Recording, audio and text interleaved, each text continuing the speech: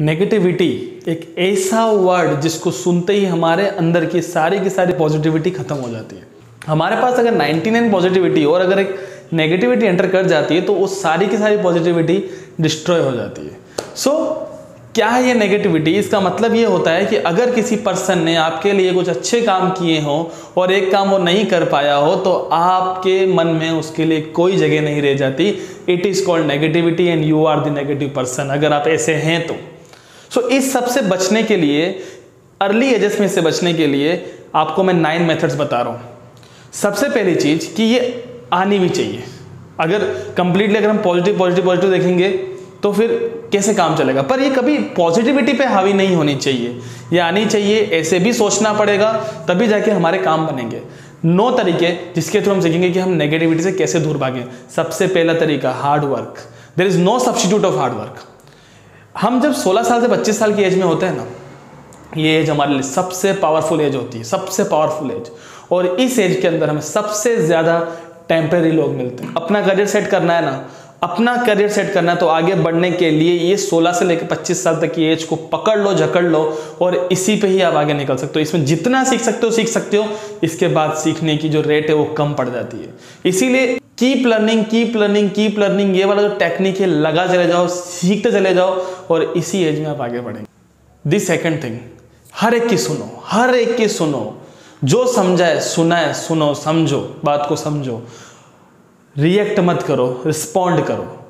React का मतलब होता है हम सामने जवाब देते हैं, रिस्पॉन्ड का मतलब होता है हम चीज़ों को करके दिखाते हैं। आप चीज़ों को करके दिखाओ। आज आप कोई काम करोगे, आपको बोला जाएगा नहीं ये काम गलत है, आप काम करते चले जाएंगे, आपको थोड़ी बहुत सक्सेस मिलेगी, फिर भी कहा जाएगा छोड़ दे इस काम को बीच में, आप काम को कर लेंगे, फिर कहा जाएगा वाह क्या काम है, काश हम भी कर लेते हैं। सो ये होता है रिएक्ट ना करना, रिस्पॉन्ड करना।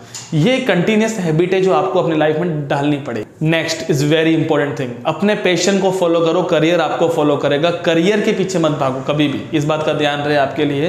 पैशन का मतलब जिस चीज़ में आपका इंटरेस्ट है ना। अगर आपका इंटरेस्ट मोबाइल वर्ल्ड में, डिजिटल वर्ल्ड में आपका इंटरेस्ट है, डिजिटली आप ग्रो करने की सोचो। आपका इंटरेस्ट फोटोग्राफी में है, फोटोग्राफी में आप ग्रो करने की सोचो।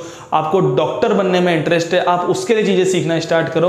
आपको डेंटिस्ट बनना है, आप उसके लिए काम करना शुरू करो। आपको स्पेस में जाना है, आप उसके लिए काम करना शुरू करो। जो चीज़ आपको चाहिए, जो चीज़ में आपको आगे बढ़ना है, जो आपका पैशन है, उसके लिए आज से अभी से यूट्यूब पे नॉलेज देना शुरू कर दो, क्योंकि इंटरनेट पे नॉलेज की कोई कमी नहीं है। 4th थिंग, जो भी आपका पैशन है, आप देखोगे इस पैशन पे जाने से आपको कौन रोक सकता है?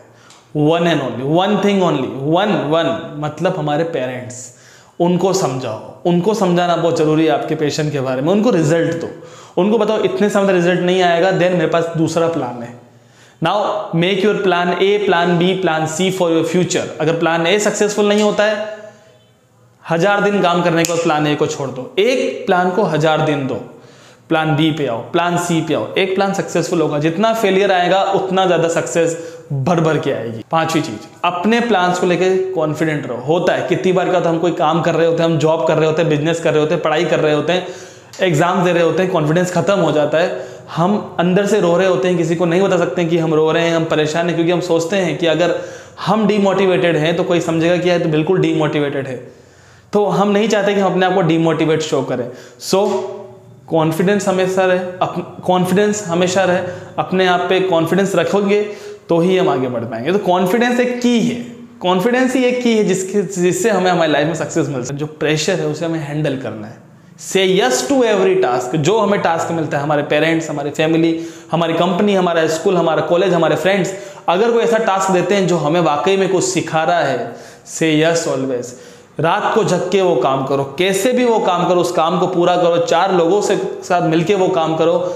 ये आपको छोटी उम्र में टीम हैंडलिंग सिखाएगी। आप जब 10-12 लोगों के साथ मिलके काम करते हो तो ये टीम हैंडलिंग आपको सिखाई जाएगी, खुद से आपको सिखाई जाएगी। जब जो चीज़ें आप खुद से सीखोगे लाइफ में, वो आपको ज़्यादा आगे बढ़ाई जाएगी।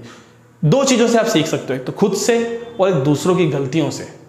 जो दूसरों ने गलतियाँ की वो आप मत दोहराओ, देन आपके लिए तो अच्छा ही अच्छा है। 7th thing, learn communication skill.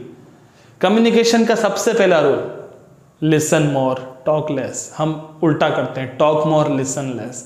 सबसे गलत काम कर रहे हो अगर आप बहुत ज़्यादा बोलते हो किसी भी चीज़ में। आप सुनने का मौका रखो, सुनो अच्छे से चीज़ों को। आपके सामने कोई चिल्ला के बोल रहा है आप उससे धीरे बात करो। आप धीरे बात करोगे, वो खुद धीरे आ जाएगा, फिर आप तेज बोलो, फिर वो आपकी सुनेगा। It is the main rule of communication. 8th, negative चीज़ों को मत सुनो। अगर नहीं निकल सकते हो वहाँ से, सुनना पड़ रहा है, अंदर मत जाने दो, यहाँ से आएगा उड़ा के बाहर निकाल दो। किसी भी नेगेटिव चीज़ को सुनोगे आप ही को नुकसान देगी। ये सोचो कि वो जो नेगेटिव बोल रहा है उसको मैं पॉजिटिव कैसे बनाऊं। 2 तरीके, या तो उसकी नेगेटिव बात को सुनो पर बिल्कुल भी दिमाग में मत जाने दो, या उसकी नेगेटिव बात को पॉजिटिव में कैसे कन्वर्ट करना है। सपोज कोई ये कहता है कि गवर्नमेंट ने ये डिसीजन लिया, ये बहुत गलत किया। सपोज कोई कहता है गवर्नमेंट ने प्राइवेटाइजेशन करा, बहुत गलत किया। हो सकता है कि उनकी नज़रों में वो सही हो, पर आपको कुछ उसका पॉजिटिव पॉइंट देखना है। गवर्नमेंट प्राइवेटाइजेशन क्यों कर रही है? सपोज ताकि वर्क अच्छे तरीके से हो, प्राइवेट डिपार्टमेंट में काम अच्छे तरीके से हो, इस तरीके से हो सकता है गवर्नमेंट सोच रही हो। कुछ सी भी नेगेटिव चीज़ को पॉजिटिव चीज़ में कन्वर्ट करना आप शुरू कर। Last and final but it is very very important, 25 साल की उम्र होने से पहले एक बड़ा अचीवमेंट जरूर लो। एक बड़ा अचीवमेंट, यहाँ पर जो आपको कॉन्फिडेंस मिलेगा ना, मैं बोल रहा हूँ आगे की लाइफ आपकी सिक्योर हो जाएगी।